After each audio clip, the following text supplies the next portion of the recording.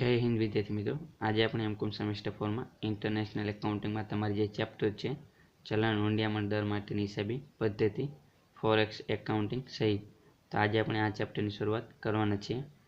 તો આ ચેપ્ટરની વાત કરીએ તો આ ચેપ્ટરમાં તમારી પરીક્ષામાં 15 માર્ક્સનો દાખલો પૂછવામાં આવે છે અને સાવ સહેલો દાખલો હોય છે।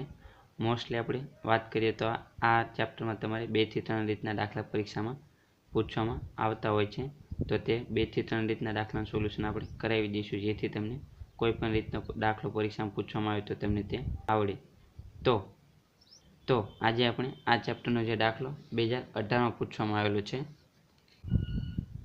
તો જે ત્રીજા નંબરનો દાખલો છે દવે વેસ્ટ લિમિટેડ કરીને જે પૂછવામાં આવેલો છે તેનું આજે આપણે સોલ્યુશન કરાવવાના છે। તો આ રીતનો દાખલો તમને મોસ્ટલી દરેક પરીક્ષામાં પૂછવામાં આવતો હોય છે।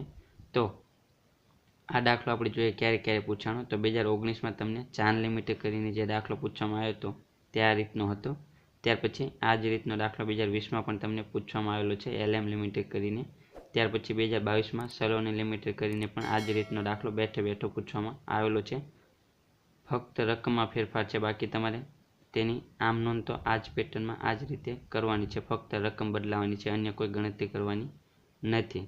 તો આ રીતનો દાખલો મોસ્ટલી તમને પરીક્ષામાં પૂછવામાં આવતો હોય છે। 2018, 19, 20 અને 22 4 વખત તમને આ દાખલો પૂછવામાં આવેલો છે અને 2023માં આ રીતનો દાખલો પૂછવામાં આવેલો નથી। તો માટે આવનારી પરીક્ષામાં આ રીતનો દાખલા પૂછવાની પૂરેપૂરી સંભાવના છે। તો માટે આપણે આ રીતના દાખલાનું સોલ્યુશન આજે કરાવીએ છીએ। તો આજના વિડીયોમાં એન્ડ સુધી બન્યા રહેજો। તો સૌપ્રથમ આપણે આ દાખલાની રકમ જોઈશું, ત્યાર પછી આનું સોલ્યુશન કરીશું। આ દાખલામાં તમારે ફક્ત આમ નોંધ કરવાની છે, અન્ય કોઈ પણ ગણતરી કરવાની નથી। સાવ સહેલો દાખલો છે અને 15 માર્ક્સમાં પૂછાય છે। તો ચાલો આપણે સૌપ્રથમ રકમ જોઈએ, ત્યાર પછી આનું સોલ્યુશન કરીએ। તો આજે આપણે આ દાખલાનું સોલ્યુશન કરાવીશું, ત્યાર પછી તમારે 2019નો જે દાખલો છે, 2020નો અને 2022નો દાખલો છે તેનું સોલ્યુશન તમારે જાતે કરવાનું છે, જેથી તમારી પ્રેક્ટિસ થઈ જશે। તો આજે બધા દાખલાની રકમ છે તેની PDF આપણે ટેલિગ્રામમાં મૂકી દઈશું। તો તમે હજી સુધી ટેલિગ્રામમાં જોઈન ન થયા હોય તો જોઈન થઈ જજો। તેમાં આપણે આજે 2018થી લઈને 2023ના જે પ્રશ્ન પેપર છે તેની PDF આપણે મૂકી દઈશું। તો ચાલો આપણે સૌપ્રથમ રકમ જોઈએ। તો આપણે રકમમાં કીધેલું છે કે તારીખ 1/1/2017ના રોજ દવે વ્યાસ લિમિટેડ $1,00,000 ની કિંમતના માલની કેનેડા પીટર્સ કંપની પાસેથી ભારતમાં પુનઃ વેચાણ રૂપે આયાત કરે છે। એટલે કે દવે વ્યાસ લિમિટેડ નામની કંપની છે ભારતની, તે $1,00,000 ની કિંમતના માલનું કેનેડા પીટર્સ પાસેથી ખરીદી કરે છે ભારતમાં ફરીથી તેનું વેચાણ કરવા માટે। ત્યાર પછી આપણને કીધેલું છે કે તે માલના બિલની ચૂકવણી તારીખ 15/4/2017ના રોજ કરવામાં આવી હતી। એટલે કે માલ સામાનની ખરીદી ક્યારે કરવામાં આવી? 1/1/17ના રોજ, અને તેની ચૂકવણી ક્યારે કરવામાં આવશે? 15 એપ્રિલ 2017ના રોજ, એટલે કે 2-3 મહિના પછી તેની ચૂકવણી કરવામાં આવશે। તો તેનો મતલબ શું થશે કે આજે આપણે 1/1/2017ના રોજ જે માલ સામાનની ખરીદી કરી તે કેવી ખરીદી ગણાશે? ઉધાર ખરીદી ગણાશે, કારણ કે તેની ચૂકવણી આપણે 15 એપ્રિલ 2017ના રોજ કરવાની છે। ત્યાર પછી આપણને કીધેલું છે કે કંપની તેના વાર્ષિક હિસાબો દર વર્ષે 31 માર્ચના રોજ તૈયાર કરે છે। એટલે કે જે દવે વ્યાસ લિમિટેડ કંપની છે તે પોતાના વાર્ષિક હિસાબો 31 માર્ચના રોજ તૈયાર કરે, અથવા આની જગ્યાએ તમને એવું કીધું હોય કે કંપની તેના વાર્ષિક હિસાબો નાણાકીય વર્ષના અંતે તૈયાર કરે છે, તો પણ તમારે 31 માર્ચ ધ્યાનમાં લેવાની, કારણ કે નાણાકીય વર્ષ આપણું શરૂ ક્યારે થશે? 1 એપ્રિલના રોજ, અને પૂર્ણ ક્યારે થશે? 31 માર્ચના રોજ। તો તે તમારે ખાસ ધ્યાનમાં રાખવાનું। ત્યાર પછી આપણને કીધેલું છે કે હુંડિયામણ એટલે કે વિનિમય દરની સ્થિતિ આપણને નીચે મુજબ આપેલી છે જે તે સમયની। તો આપણે અહીં જોઈએ તો આપણને તારીખ 1/1/2017ના રોજનો વિનિમય દર આપેલો છે, તો $1 બરાબર 65 રૂપિયા હતો। ત્યાર પછી તારીખ 31/3/2017ના રોજ $1 બરાબર 63 રૂપિયા છે, અને તારીખ 15/4/2017ના રોજ $1 બરાબર 68 રૂપિયા છે। એટલે કે આપણને અહીં જે તે સમયનો સમય અનુસાર આપણને અહીં વિનિમય દર આપેલો છે $1 બરાબર કેટલો હતો તે। ત્યાર પછી આપણને કીધેલું છે કે હિસાબી ધોરણ નંબર 11 મુજબ આ વ્યવહારોને દવે વ્યાસ લિમિટેડના હિસાબી ચોપડામાં કેવી રીતે તમે નોંધશો? એટલે કે આપણે અહીં આમ નોંધ કરવાની છે દવે વ્યાસ લિમિટેડના ચોપડામાં। તો ચાલો હવે આપણે આની આમ નોંધ કરીએ। તો આપણે દવે વ્યાસ લિમિટેડના ચોપડામાં જરૂરી આમ નોંધ કરવાની છે। તો સૌપ્રથમ દવે વ્યાસ લિમિટેડના ચોપડે જરૂરી આમ નોંધ, તારીખ, વિગત, ખાપા, ઉધાર અને જમા। તો સૌપ્રથમ પહેલી આમ નોંધ કઈ આવશે? તો પહેલી આમ નોંધ આપણે માલ સામાનની ખરીદી કરી તે અંગેની આપણે કરીશું। તો આપણે 1/1/2017ના રોજ $1,00,000ની કિંમતનો માલ આપણે પીટર્સ લિમિટેડ પાસેથી ખરીદ્યો. તો આની ચૂકવણી આપણે ક્યારે કરવાની છે? 15 એપ્રિલ 2017ના રોજ કરવાની છે. એટલે કે આપણે 1/1/2017ના રોજ ખરીદી કરી ત્યાર પછીના 2-3 માસ પછી આપણે નાણાંની ચૂકવણી કરવાની છે. એટલે કે આજે ખરીદી કરી તે આપણે ઉધારમાં ખરીદી કરી છે. તો આની આમ નોંધ આ રીતે થશે કે ખરીદી આપણે કરી તો માલ સામાન આવશે તો ખરીદ ખાતે ઉધાર. તે આપણે કોની પાસેથી ઉધારમાં ખરીદી કરી? પીટર્સ લિમિટેડ પાસેથી. તે આપણો લેણદાર ગણાશે, એટલે કે લેણદાર ખાતે જમા. તો પહેલી આમ નોંધ થશે કે ખરીદ ખાતે ઉધાર, તે પીટર્સ લિમિટેડ ખાતે જમા. તો સૌપ્રથમ પહેલી આમ નોંધ આપણે કરીશું ખરીદ ખાતે ઉધાર, તે પીટર્સ લિમિટેડ ખાતે જમા. તો આપણે કેટલી રકમ ધ્યાનમાં લઈશું?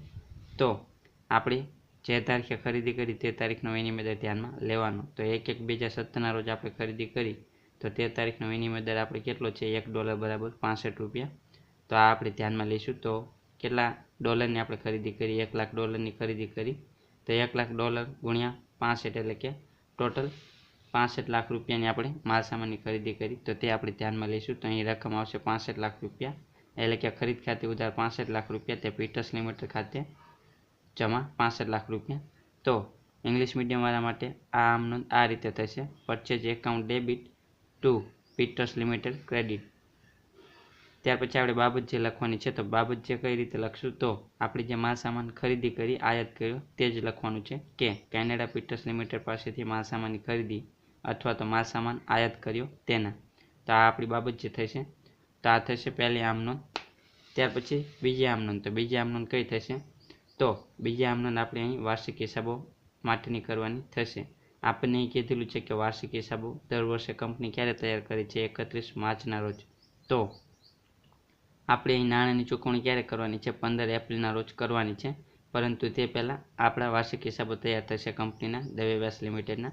તો માટે આપણે વાર્ષિક હિસાબમાં પણ આની એન્ટ્રી કરવી પડશે. એટલે કે વાર્ષિક હિસાબના સમયે પણ આપણે નાણાંની ચૂકવણી કરી નથી, તો તે માટે આપણે તેની આમ નોંધ કરવી પડશે. તો આની આમ નોંધ કરવા માટે આપણે સૌપ્રથમ 31 માર્ચ માટેનો જે વિનિમય દર છે તે આપણે ધ્યાનમાં લઈશું. તો 31 માર્ચ માટે વિનિમય દર આવશે $1 બરાબર 63 રૂપિયા. એટલે કે આપણે માલ સામાનની ખરીદી કરી ત્યારે કેટલો હતો વિનિમય દર? 65 રૂપિયા હતો $1 બરાબર. જ્યારે આપણે વાર્ષિક હિસાબો તૈયાર કર્યા કંપનીના ત્યારે $1 બરાબર 63 રૂપિયા હતો વિનિમય દર. એટલે કે વિનિમય દરમાં ઘટાડો થયો. કેટલા રૂપિયાનો હતો? કે $2 રૂપિયાનો. તો તે આપણને નફો થશે. તો નફો થશે તો નફા નુકસાન ખાતે જમા આવશે. એટલે કે વિદેશી હુંડિયામણના નફા નુકસાન ખાતે જમા આપણે કરીશું. અને ઉધાર કોના ખાતે કરીશું? તો કે વેપારી કોણ છે? Peters limited. તો તેના ખાતે આપણે ઉધાર કરીશું. તો આપણે આની આમ નોંધ આ રીતે થશે કે પીટર્સ લિમિટેડ ખાતે ઉધાર, તે આપણને નફો થયો $2 રૂપિયાનો. તો માટે તે વિદેશી હુંડિયામણના નફા નુકસાન ખાતે જમા આવશે. તો આપણને કેટલા રૂપિયાનો નફો થયો? $2 રૂપિયાનો. અને કેટલા ડોલરના માલ સામાનની આપણે ખરીદી કરી? $1,00,000ના માલ સામાનની ખરીદી આપણે કરી હતી 1/1/17ના રોજ. તો $1,00,000 આપણે ધ્યાનમાં લઈશું. એટલે કે $1,00,000 ગુણ્યા $2 રૂપિયા, તો આપણને $2 લાખનો નફો થશે. તો ઇંગ્લિશ મીડિયમવાળા માટે આ આમ નોંધ આ રીતે થશે: Peters limited account debit to foreign exchange profit and loss account credit. તો આ થશે આમ નોંધ બીજી. ત્યાર પછી આપણે બાબત જે લખીશું કે પાકા સર્વેની તારીખે પણ માલ સામાનની રકમની ચૂકવણી આપણે કરવામાં ન આવી તેના. તો આ થશે બાબત છે. ત્યાર પછી આપણે ત્રીજી આમ નોંધ શું આવશે? તો ત્રીજી આમ નોંધ આવશે આપણે જે નાણાં ચૂકવ્યા તેની. તો આપણે નાણાં ક્યારે ચૂકવ્યા? 15/4/2017ના રોજ આપણે નાણાં ચૂકવ્યા. તો તે અંગેની આમ નોંધ થશે. તો તે માટેનો વિનિમય દર આપણે ધ્યાનમાં લઈશું. 15/4/2017નો 68 રૂપિયા છે $1 બરાબર. તો વિનિમય દરમાં શું થયો? વધારો થયો. જ્યારે આપણે માલ સામાનની ખરીદી કરી 1/1/2017ના રોજ ત્યારે વિનિમય દર કેટલો હતો? 65 રૂપિયા. જ્યારે આપણે તેની ચૂકવણી કરવાની છે ત્યારે વિનિમય દર કેટલો છે? $1 બરાબર 68 રૂપિયા. એટલે કે વિનિમય દરમાં વધારો થયો. કેટલા રૂપિયાનો? 3 રૂપિયાનો. તો 3 રૂપિયાની આપણને ખોટ આવશે, એટલે કે નુકસાન થશે. આ 3 રૂપિયા આપણે વધારે ચૂકવવા પડશે. તો આની આમ નોંધ આપણે કઈ રીતે કરીશું? સૌપ્રથમ તો આપણે નાણાં ચૂકવવાના છે. તો આપણી પાસેથી રકમ જશે, એટલે કે રોકડ જશે, તો રોકડ બેંક ખાતે જમા આવશે. તો સૌપ્રથમ આપણે 68 રૂપિયા ધ્યાનમાં લઈશું વિનિમય દર. અને કેટલા ડોલર છે? 1 લાખ. તો 1 લાખ ગુણ્યા 68, એટલે કે રોકડ બેંક ખાતે જમા કેટલી આવશે રકમ? 68 લાખની આવશે. તો સૌપ્રથમ આપણે રોકડ બેંક ખાતે જમા કેટલી આવશે રકમ? 68 લાખની આવશે. ત્યાર પછી આપણે જોવાનું છે કે આપણે પીટર્સ લિમિટેડ પાસેથી ક્યારે માલ સામાનની ખરીદી કરી? 1/1/2017ના રોજ. તો તે તારીખનો વિનિમય દર કેટલો છે? 65 રૂપિયા. તો તે ધ્યાનમાં લેવાનું. 65 રૂપિયા ગુણ્યા $1,00,000, એટલે કે 65 લાખ રૂપિયા. તો આપણે જે તારીખે માલ સામાનની ખરીદી કરી તે તારીખના વિનિમય દરને ધ્યાનમાં લઈ આપણે 65 લાખ રૂપિયા ચૂકવવાના થશે. તો પીટર્સ લિમિટેડને ચૂકવવાના છે. તો પીટર્સ લિમિટેડ ખાતે ઉધાર આવશે 65 લાખ. આ સિવાય આપણે ₹3 વધારે ચૂકવવાના થશે, કારણ કે અહીં વિનિમય દરમાં વધારો થયો છે. આપણે જ્યારે ખરીદી કરી ત્યારે ₹65 હતો, આપણે જ્યારે નાણાંની ચૂકવણી કરી ત્યારે ₹68 એટલે કે ₹3નો વધારો થયો. તો ₹3 આપણે વધારે ચૂકવવા પડશે, એટલે કે આપણને નુકસાન થયું ₹3નું. તો જો નુકસાન થાય તો આપણે વિદેશી હુંડિયામણના નફા નુકસાન ખાતે ઉધાર કરવાનું. જો આપણને નફો થાય તો વિદેશી હુંડિયામણના નફા નુકસાન ખાતે જમા કરવાનું.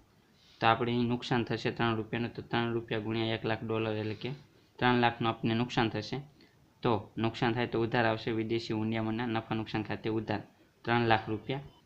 તો આની આમ નોંધ આ રીતે થશે. પીટર્સ લિમિટેડ ખાતે ઉધાર 65 લાખ, વિદેશી હુંડિયામણના નફા નુકસાન ખાતે ઉધાર 3 લાખ અને તે રોકડ બેંક ખાતે જમા 68 લાખ. એટલે કે આપણે કુલ કેટલા ચૂકવવાના થયા? 68 લાખ ચૂકવવાના થયા, એટલે કે 3 લાખ આપણે વધારે ચૂકવવાના થયા. જો આપણે જ્યારે નાણાંની ચૂકવણી કરી ત્યારે વિનિમયનો દર ઓછો હોય, એટલે કે 65 કરતાં ઓછો હોય, તો આપણને ફાયદો થાત, એટલે કે આપણે એટલી રકમ ઓછી ચૂકવવાની થાત. તો તેવા સંજોગોમાં આપણે વિદેશી હુંડિયામણના નફા નુકસાન ખાતે જમા કરવાનું થાત. તો તમારે આ બાબત ખાસ યાદ રાખવાની. જ્યારે નુકસાન થતું હોય ત્યારે વિદેશી હુંડિયામણના નફા નુકસાન ખાતે ઉધાર, જ્યારે નફો થતો હોય ત્યારે વિદેશી હુંડિયામણના નફા નુકસાન ખાતે જમા થશે. ત્યાર પછી ઇંગ્લિશ મીડિયમવાળા માટે આપણે જોઈએ તો Peters limited account debit, foreign exchange profit and loss account debit to bank account credit આવશે. તો બાબત છે તેને આપણે લખીએ તો બાબત જે થશે પીટર્સ લિમિટેડને આપણે માલ સામાનની જે રકમ છે તેની ચૂકવણી કરી તેના. તો આ થશે આપણી બાબત છે. તો આ રીતે 3 આમ નોંધ કરવાની હતી. જ્યારે પણ તમને આ રીતનો દાખલો પૂછાય ખરીદી અંગેનો ત્યારે તમારે આ રીતે આમ નોંધ કરવાની છે. તો આ દાખલો તમને 2019, 20, 22માં પૂછવામાં આવેલો છે. તો જે બાકીના દાખલા છે તેનું સોલ્યુશન તમે જાતે કરી લેજો. આ દરેક દાખલા છે તેની જે પ્રશ્ન પેપર છે તેની PDF આપણે ટેલિગ્રામમાં મૂકી દઈશું. તો આ રીતે આમ નોંધ કરવાની છે. તમારે સૌપ્રથમ જે ખરીદી કરી હોય તો ખરીદ ખાતે ઉધાર આવશે. આપણે ઉધારમાં ખરીદી કરી હોય તો લેણદાર ખાતે જમા, એટલે કે પીટર્સ લિમિટેડ ખાતે જમા કરવાનું. ત્યાર પછી આપણે કંપનીના વાર્ષિક હિસાબો તૈયાર કરતી વખતે તેની નોંધ કરવી પડશે, કારણ કે તે તારીખે પણ આપણે તેની રકમ ચૂકવી નથી.